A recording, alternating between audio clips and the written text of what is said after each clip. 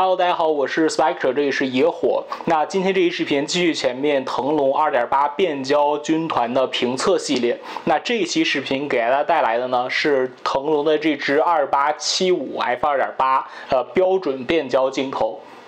继续前面的叙事结构，我们废话多说。首先来看一下这枚镜头的光学结构设计。那这枚镜头采用了12组15片的设计，那其中包括了3枚的非球面镜片和2片的低色散镜片。那3枚的非球面镜片当中有2片采用了双面非球面的设计。官方也明确表示，这2片非球面镜采用了压铸的制造工艺。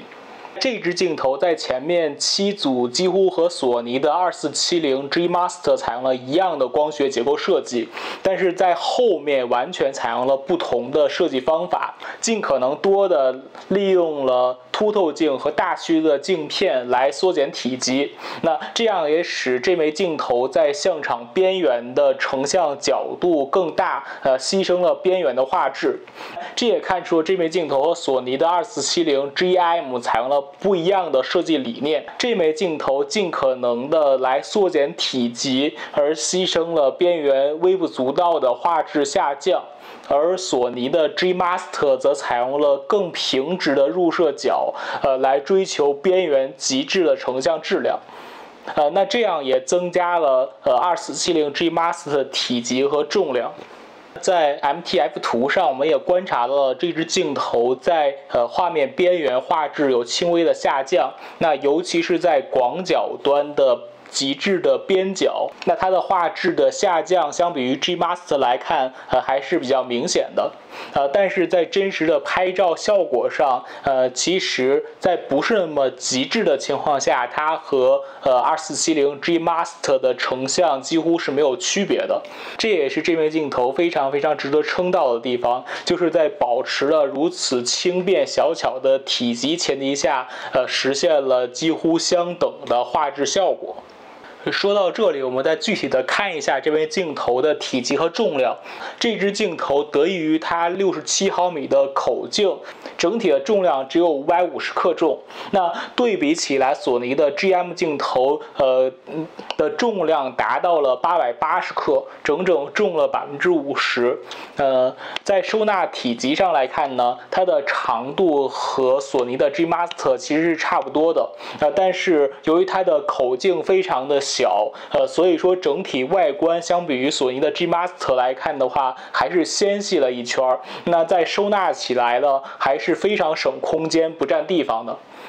同时，这枚镜头也有着不俗的近摄能力。那这支镜头在广角端的最近对焦距离只有19厘米，那减去这枚镜头只有大概12厘米的长度和机身的法兰距，那镜头的前组距离微射物体只有大概5厘米的距离。那它可以当做一个小微距镜头来使用。那它的放大倍率在广角端也达到了0.33倍。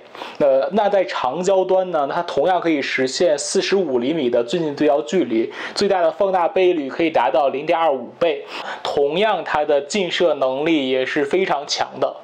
同时，这支镜头也采用了高速的步进马达，那不仅可以完成高速的拍照对焦，也可以实现视频的静音对焦能力。那在拍摄视频当中，这支镜头其实是完全听不到对焦的声音的，那可以实现和原厂的高品质视频镜头相似的这样一个视频对焦能力。这支镜头不仅可以完成很好的照片拍摄，而且可以当做一个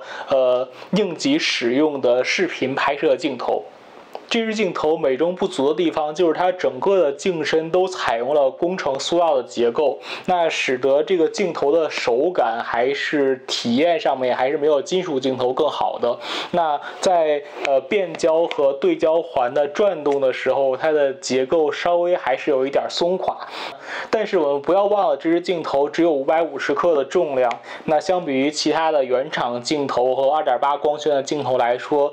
这个真的是一个可以和 F4 光圈镜头比肩的重量和体积。考虑到这样的因素，那我们完全可以接受这支镜头在质感上带来的缺失。整支镜头的设计也非常的简洁，树立了现代腾龙的一个标杆。那镜头的标识只有这枚镜头的参数2875毫米 f2.8，DI3 也就是无反相机专用镜头。那 RXD 也就指的是这枚镜头使用了高速步进马达，镜头的尾部也采用了银圈的设计，那使得整个镜头的风格非常的现代，那和索尼的机身实现了非常好的匹配效果。